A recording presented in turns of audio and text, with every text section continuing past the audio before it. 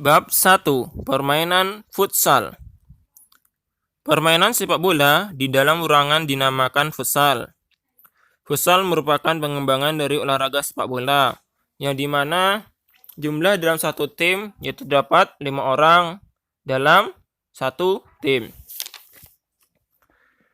Permainan futsal sangat populer di Indonesia, di mana futsal ini ditemukan atau diperkenalkan oleh Juan Carlos Ceriani.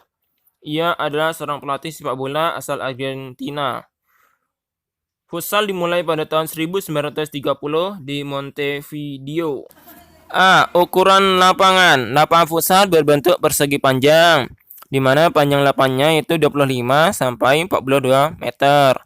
Lebar lapangan 16 sampai 25 meter. Ukuran, berat, dan bahan bola. Adapun bola futsal berbentuk bulat sempurna. Bola futsal dibuat dari bahan kulit. Adapun keliling bola futsal adalah 62 sampai 64 cm. Berat bola yaitu 400 sampai 440 gram dan memiliki tekanan 0,4 sampai 0,0 atm.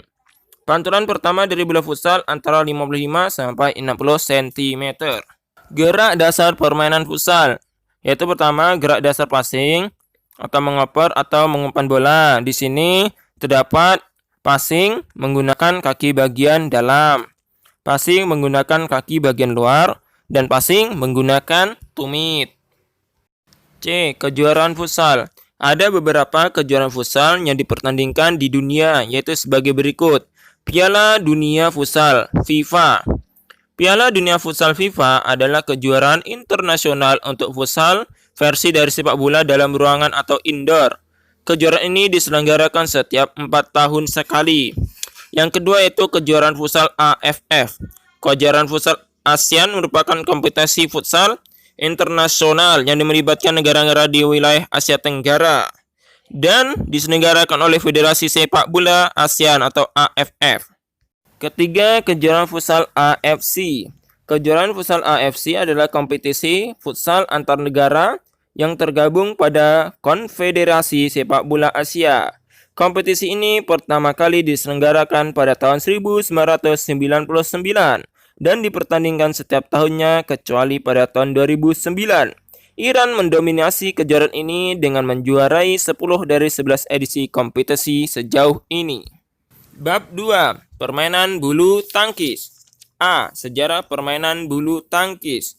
Permainan bulu tangkis sudah berkembang sejak 200 tahun lalu di Mesir kuno. Pada zaman pertengahan di Inggris, permainan bulu tangkis mulai dimainkan dan dikenal dengan battledores atau shuttlecock. Raket yang digunakan pada saat itu terbuat dari tongkat atau dayung. Olahraga bulu tangkis ditemukan oleh petugas tentara Britania di Pune. Sebelumnya dikenal dengan nama Ponaret, India. B. Gerak dasar permainan bulu tangkis. 1. Cara memegang raket bulu tangkis. Dalam permainan bulu tangkis terdapat dua macam cara memegang raket, yaitu teknik forehand dan backhand. Cara memegang raket dapat menyesuaikan dengan situasi yang dihadapi oleh pemain. Bisa saja terjadi pemain harus memegang raket dengan cara forehand, namun beberapa detik kemudian harus mengubah pegangannya menjadi pegangan backhand. Ini merupakan contoh gambar cara memegang raket dengan cara forehand dan dengan cara backhand. Kedua, jenis pukulan dalam permainan bulu tangkis. Di dalam permainan bulu tangkis terdapat dua teknik dasar pukulan, yaitu pukulan forehand dan pukulan backhand.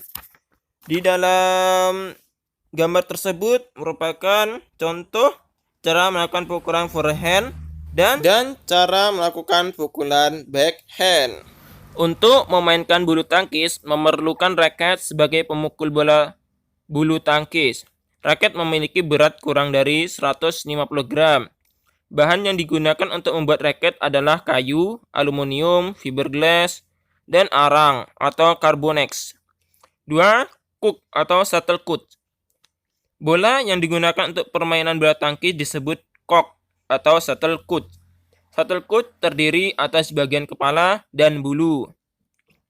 Bagian kepala shuttlecock terbuat dari gabus, dan pada gabus tersebut ditancapkan 14 hingga 16 helai bulu.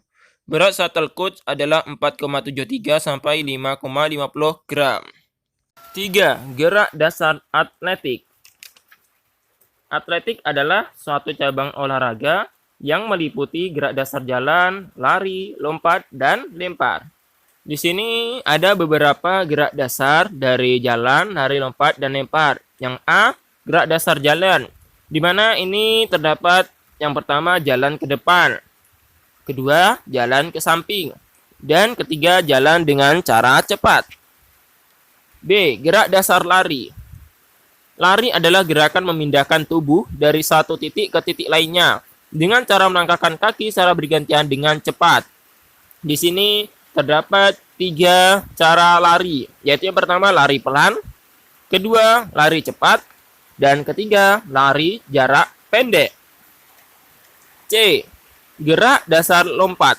Lompat adalah gerakan memindahkan badan dengan menggunakan tumpuan satu kaki. Gerakan melompat dilakukan dengan cara salah satu kaki menumpu pada tanah. Gerakan melompat ini ada 2 cara, yaitu yang pertama melompat tanpa awalan, dan kedua adalah melompat dengan awalan. Bab 4, pencak silat. Pengertian pencak silat. Pencak silat adalah seni bela diri asli Indonesia. Dalam olahraga pencak silat, kita memerlukan konsentrasi yang tinggi. Dan sini ada beberapa gerakan dalam pencak silat, yaitu yang pertama sikap pasang.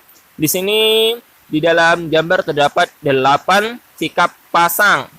Dan yang kedua adalah sikap kuda-kuda. Kuda-kuda merupakan bagian dari sikap pasang. Tujuan dari sikap kuda-kuda adalah untuk membagi beban tubuh sehingga tidak semuanya bertumpu pada kaki atau betis, melainkan dibagi ke paha dan juga badan. Dan di sini merupakan contoh dari kuda-kuda. Ada kuda-kuda depan, kuda-kuda samping, kuda-kuda silang, kuda-kuda belakang, dan kuda-kuda tengah. Bab 5, kebugaran jasmani. Kebugaran jasmani merupakan suatu kebutuhan yang harus dipenuhi agar kita dapat menjalankan aktivitas kehidupan sehari-hari dengan baik. Cara menjaga kesehatan tubuh kita adalah dengan berolahraga secara teratur. Bentuk latihan fisik daya tahan jantung atau cardio-respirasi. Jantung termasuk olahraga utama dalam tubuh kita. Oleh karena itu, kesehatan jantung harus kita pelihara. Selain memilih makanan yang dikonsumsi, kesehatan jantung dapat dijaga dengan melakukan aktivitas latihan daya tahan jantung. Dan di sini ada 3 cara melatih daya tahan jantung, yaitu pertama fartlek.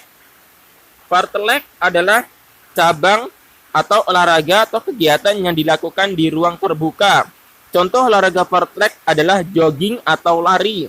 Biasanya olahraga fartlek dilakukan di bukit-bukit, taman, atau pasir. Hal tersebut dapat membantu kerja jantung dan paru-paru menjadi lebih rileks. Kedua, interval training. Latihan interval atau interval training adalah olahraga yang dilakukan dengan memberi jeda istirahat untuk menghadapi bagian selanjutnya. Misalnya, untuk berlari sejauh 2 meter dilakukan dengan membagi jarak tempuh. Jarak lari dapat dibagi menjadi 10 kali 200 meter. Dengan waktu masing-masing 45 detik, waktu istirahat dilakukan 3 menit saat pergantian jarak.